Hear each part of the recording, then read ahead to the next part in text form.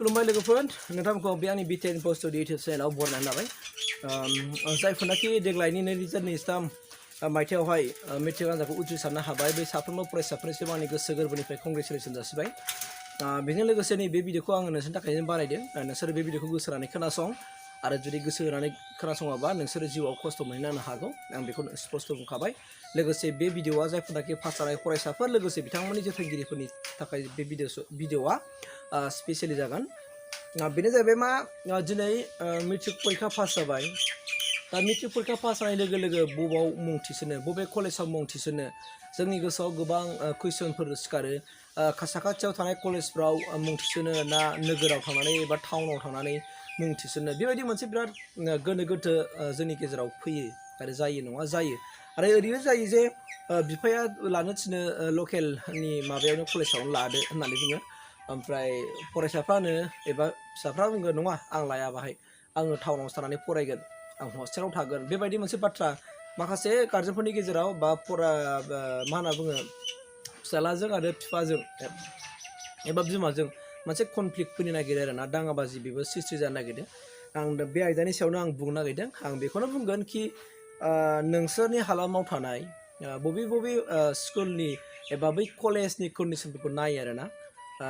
बबे कलेजाव माबायदि क्लास जायो माबे कलेजाव मा रोखोम बेखौ नोंसोरो एसे सारिजारि खालामनानै नायनांगोन आरो माने एडमिसना ओरैनो लाबानो जाया ओरैनो नामल' सार्टिफिकेट लानानै आङो जेनेबा पिइउ पास जाबायनो आङो मेट्रिक पास जाबायनो आङो बिए पास जाबायनो होनबानो जानाय नङा मानोना मा जायो कि गुबुन कलेजफ्राव ओरैबायदि जायो जे क्लासआनो जानो नागिरा बा क्लासाव थाङो माखासे फरायसाफ्रा क्लासखौनो लाया दा क्लासाव लालायाब्ला मा जानोसै दस्राफ्राबो लानो बानोसै क्लासखौ लाफाला बेबायदि मोनसे परिस्थितिबो जोनोम जायो ओंखायनो आं बेखौसो रेकमेन्ड खालामनो नागिरदों नोंसोरो जाय कलेजाव फरायगोन बे कलेजाव नोंसोरो सिगांग्रो नोजोर होग्रोबानो जाबाय बे कलेजनि इनभाइरनमेन्टआ माबायदि आबहावाया माबायदि बे कलेजाव मा रोखोम बेखौ जोङो नायनांगोन आरो जायफोरनाखि हस्टेलाव थागोन आं बिसोरखौबो बुंनो नागिरदों हस्टेलाव थानानै जायफोरनाखि फरायनो गोसो जादों बे हस्टेलखौ मोजाङै नोजोर होगोन हमनानै लादो नोङो जों नो डाउट गभर्नमेन्ट कलेजाव फरायनो नागिरदों नङा होमबा गभर्नमेन्ट कलेजाव फरायगोन गभर्नमेन्ट कलेजनि हस्टेलनि फेसिलिटिया मा रोखोम बे हस्टेलाव माबायदि इनभाइरनमेन्ट सोलियो बेखौ नोजोर हो आरो बा गुबुन जेखि जेनेबा आङो गभर्नमेन्ट कलेजनि मुं लाबाय बेबायदिनो गुबुन कलेजफोर थाबावनो हागौ नङा होमबा जेनेबा आं कलेजनि मुंखौ माने मख'जोबला आरोना थारमाने आङो बिदिन्थि होदों उदाहरन होदों आरो जे जोङो कलेजफोरखौ जोङो नायनांगौ आरो मानोना ओरैबायदि माखासे कलेजफोर दङ कि बै कलेजाव थानाय माखासे हस्टेलाव थागोन दा जोङो हस्टेलाव थायोब्ला बे हस्टेलाव जे माखासे नेग्राफोर डिउटिफोर थायो नङा होमबा बबेबा कलेजफ्राव जेनेबा फाकाल्टिफ्रानो थायो एबा प्रफेसारफ्रानो थायो दा बेफोरबायदियाव जुदि एसे मोजां जायो बेटार जायो दा जों नुदों जे कि जोङो स्कुल एबा कलेजजों फरायनो गुबुनाव थाहैनोसै ओमफ्राय जों फरायहैनोसैबो दा बेनिफ्राय जों माखासे आखुफोरखौ जों सोलोंनानै फैयो आरोना बेनो जाहैबाय मा होनना बुङो जों सिगारेट सोबनो रोंनानै फैयो जों थांखु जानो रोंनानै फैयो ड्राग्स जाग्रा लोगो मोनफेराखैमोन ड्राग्स जानानै गोरों जानानै फैयो दा बेबायदिजोंनो माखासे फरायनो थांनाय मानसिफोरनि लाइफआ फ्लप जानाय बेयावनो जायो आरो ओंखायनो जोङो मा खालामनांगौ जों बै कलेजाव फरायबोनाय माखासे सेनियर स्टुडेन्टफोर थायो नङा होमबा बै सेनियर स्टुडेन्टनिफ्राय नोंसोरो खबरफोरखौ लानांगौ बेनिफ्राय जुदि पजिटिभलि जुदि कमेन्टफोर होयोब्ला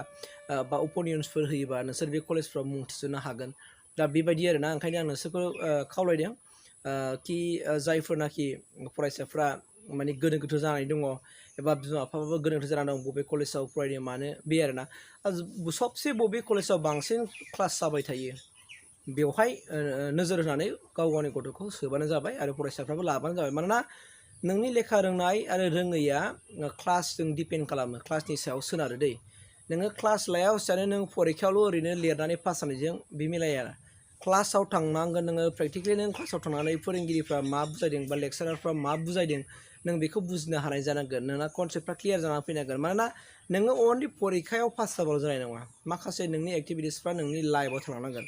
जायनि खोलाव दिनै जोङो खोनानो मोनो कि लेखा रोंब्लाबो बेखारसो लेखा रोंबाबो बिदिबा फरायानो साबसिनमोन लेखा रोंबाबो जेबो सोलोंनो हायाखिसै जेबो नलेजआनो गैया मानि थाखाय जोंनि गामि ओनसोलाव बुंजायो मानि थाखाय बुङो बेनि उद्देश्यआ बेनो स' बेनिखायनो नोंसोर जेखि कलेजफ्राव हाबा मानो मोजां कलेजखौ बासिनानै हाबबानो जाबाय जेखि हस्टेलफ्राव थाया मानो मोजां हस्टेलफोराव नोंसोरो नायनानै थाबानो जाबाय ओंखायनो आं दहायनो होनबाय थादों जे सिगां फरायबोनाय बै माखासे मा होननानै बुङो फरायसाफोराव नोंसोरो साजेसन लानो हायो सोंनो हायो बिसोरो मा रेकमेन्ड खालामो बेखौ नोंसोर खोनासंनांगौ आरोना मानोना आथिखालाव बिदिनो नों जाया सानब्लाबो सोरनिबा लोगोनि बारहावायाव बा सोरबा लोगोजों इनभल्भ जानानै नोंनि मोजां फरायनो सानब्लाबो बियो मालाबा स्पइल जालाङो जोबस्रांहोयो स' बेनिखायनो खोब दरखार आरो बियो एनभाइरनमेन्टखौ जों नायनानै मोजां कलेजाव जोङो एडमिसन लानाया मोजां जुदि लकेलावनो जुदि मोजां क्लास जायोबा लकेलावनो ला बै आपत्ति गैया लकेलावनो मोजाङै सोलों आरो जुदि लकेलफ्राव माने साखाथियाव थानाय जेनाखि कलेजफोर बा जुदि मोजां क्लास जायाबा बिनि एसे साखाथियाव थानाय बेफोरबायदि माबायाव लाबानो जाबाय आरो बेजों लोगोसे न'खरावहाय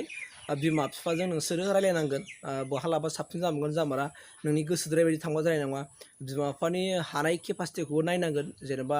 बेफोरबायदि गोजानाव हमना लादो नों गुवाहाटियाव फरायनो सानदों गुवाहाटियावबा सोहरनो हानाय केपासिटि दंना गैया जरहाटआव फरायनो सानदों जरहाटआव सोहरनो हानाय